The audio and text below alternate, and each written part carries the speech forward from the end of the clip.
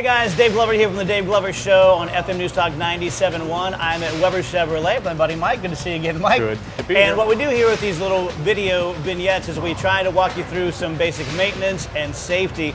Today we're going to talk about how to change a tire. Now in this day and age of modern technology and OnStar and cell phones, a lot of people will think, myself included, you know, if I break down, I'll call somebody, they'll come out, they'll do it for me.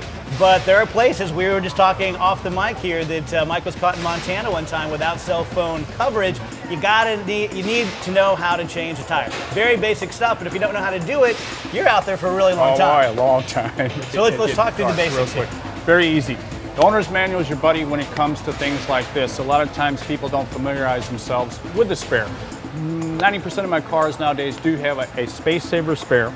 The reason is size and weight. Every pound that I can save is another mile per gallon I can work to. So they're pretty familiar. I've been with this since the late 80s, 90s, but in this permutation, a lot lighter, lasts 50 miles, 60 miles to get to where you're at. So that's what we're talking about, is if you're out in one of those areas and you haven't changed a spare in years, things have changed a little bit.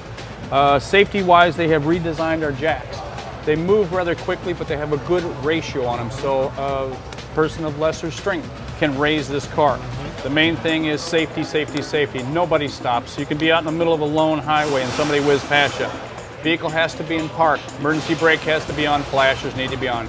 Good basics, but sometimes you get in a rush. The neat thing about, again, with those is they're all stored back there, clearly marked. And if you've been checking your spare, or we've been checking your spare for you, things are going to work well. Nothing worse than putting a spare on that's empty. So that's another thing to consider. Basic, we've raised this up, got the lug nuts loose. You always break the lug nuts off when they're on the ground. That way you've got the weight of the vehicle and parking brake helping you. And then once you get up in the air, you can do that. But just like the old movie I love to watch, when the lug nuts are missing, yes. when you take them off, you got to put them in a pile. And the truth is, most cars are equipped with 5. It's a little bit of a safety factor. If you do lose one, you can get somewhere safely, because that's the contention that spares, to get you off the road, get to some place to replace or repair it. So at this point, getting back loosened up. But you can just kind of spin the thing around. This bad boy I just dearly love, because it folds in two, gets you the leverage. Pretty neat. Yeah, very simple, and it's combined. This is part of the jack, raises it up.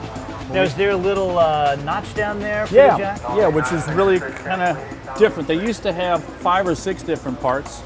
This just kind of slides easily, we'll say. Hooks onto your jack and you raise the thing up. Because years ago, Pop had the bumper jack, the car would fall. These things are very, very stable. We don't really have a big problem. Safety in mind. Yeah.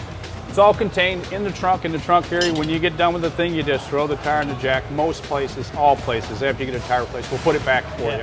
And down the road you go. Now, I remember back in the days when I really didn't have money to buy a new tire, I would go on these things way past 50 or I've seen car with 3. I've never seen one with 4, but I've seen them with 3, and I'm going, wow, you have pushed the envelope but there. do not push your luck. Oh my, they're just designed for nice straight travel. The low tire pressure monitoring system is smart enough to know when you do this, you may get a warning, but it's smart enough to know it's on, and it doesn't turn a light on to scare you. So, all right. Piece of cake, slice of pie. All right, perfect. Thank you, Mike. Appreciate it. All right, guys. Dave Glover from the Dave Glover Show, coming to you from my home away from home, Weber Chevrolet. Anything you need, maintenance or safety, we got you covered here at Weber. Guys, remember that with your smartphone app, you're never more than a couple of touches away from Weber Chevrolet. Whether it's for contact information or to make an appointment here in the maintenance department, just pop it up, push the button, and you're there.